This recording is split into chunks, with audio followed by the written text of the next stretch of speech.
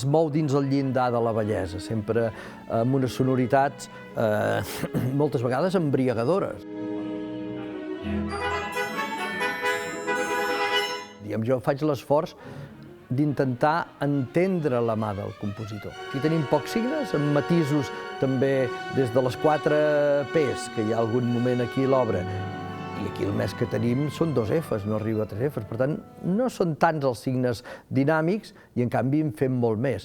Vull dir que quan ho tradueix, quan queda plasmat, quan queda a la partitura, ja s'ha perdut molta informació.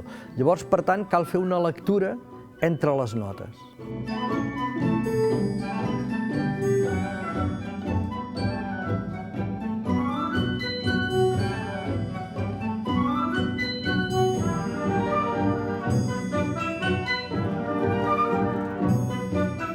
Quan li diu la Manó en el Geronte, només et demano, un sol instant et demano, però el fa llarguíssim, diu.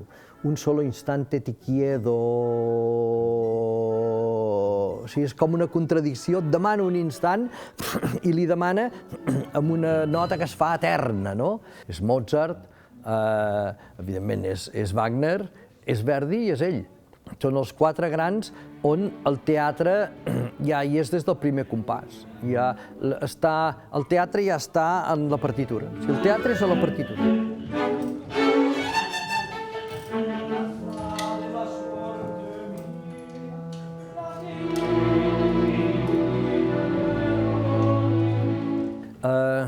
També hi ha els gèrmens que després desenvoluparà a d'altres obres. O sigui, hi ha acords, hi ha sonoritats concretes, hi ha certs elements melòdics que ens transporten, que enllaçaries una àrea del tríptico i encaixaria perfectament. Doncs aquí també hi ha una mirada a la música antiga italiana.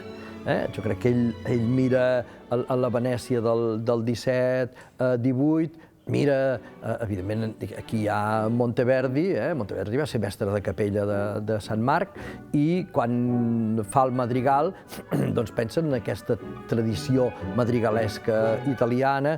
Fa un menuet també, que més que un menuet són gestos de menuet, i fa també una pastorella, un gènere típicament italià.